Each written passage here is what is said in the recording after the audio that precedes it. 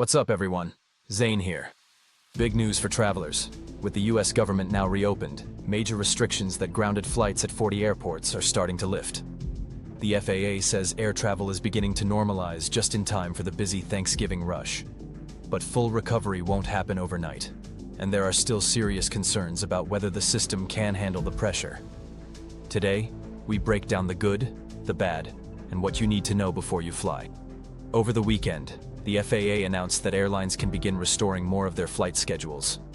Originally, flight cuts hit up to 6% at the busiest US airports due to massive air traffic controller shortages. Now, those reductions are loosening. According to Transportation Secretary Sean Duffy and FAA leadership, the new reduction rate is just 3%, a major improvement from earlier in the shutdown. That said, normal doesn't mean perfect. The FAA is still monitoring system performance very closely as staffing recovers. So why were these cuts needed in the first place? During the government shutdown, thousands of air traffic controllers weren't getting paid, which put enormous strain on the system. Many reported fatigue, called in sick, or even retired early. Because the FAA's staffing dropped so significantly, they made the unprecedented call to restrict flights at 40 major airports, prioritizing safety above all. Once the shutdown ended, part of the strategy to resume normal operations included offering controllers back pay, bonuses, and assurances to bring their workforce back online quickly. This comes at one of the busiest travel times of the year, Thanksgiving.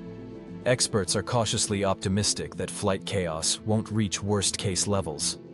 Airlines are already seeing improvements, and delays and cancellations have started to drop. But there's a catch.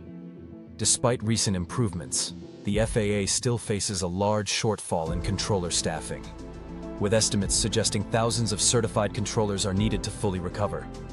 That means while things are improving, travelers should still be prepared for residual glitches, delayed departures, flight rescheduling, or unexpected longer wait times. Even though the shutdown is over, the bigger staffing problem didn't go away overnight. Before all this started, the FAA already had a shortage of certified professional air traffic controllers. Controllers may be receiving pay now, but many still face demanding shifts, long hours, mandatory overtime, and working in a system that's been strained to its limits. Fatigue, stress, and understaffing aren't just operational challenges. They can potentially affect air traffic safety. The FAA will be watching closely. So this isn't just about getting flights back up. It's about rebuilding a fragile system that nearly cracked under pressure. Here's what you should do if you're planning to fly around Thanksgiving. Check your flight status constantly. Use airline apps. Rebook early if needed. Be flexible. Consider adjusting your departure date or time. Fewer cuts are better, but there's still risk. Expect delays. Even with improvements, staffing isn't fully back. Delays could happen, especially at big hubs. Prepare for uncertainty. Have a backup plan. Travel insurance, alternate routes, or even a standby mindset. So, here's the takeaway. Thanks to the government reopening, the FAA is easing flight cuts, and many major airlines are resuming more normal operations. But it's not a clean reset. The legacy of the shutdown still lingers in the controller shortage and system stress.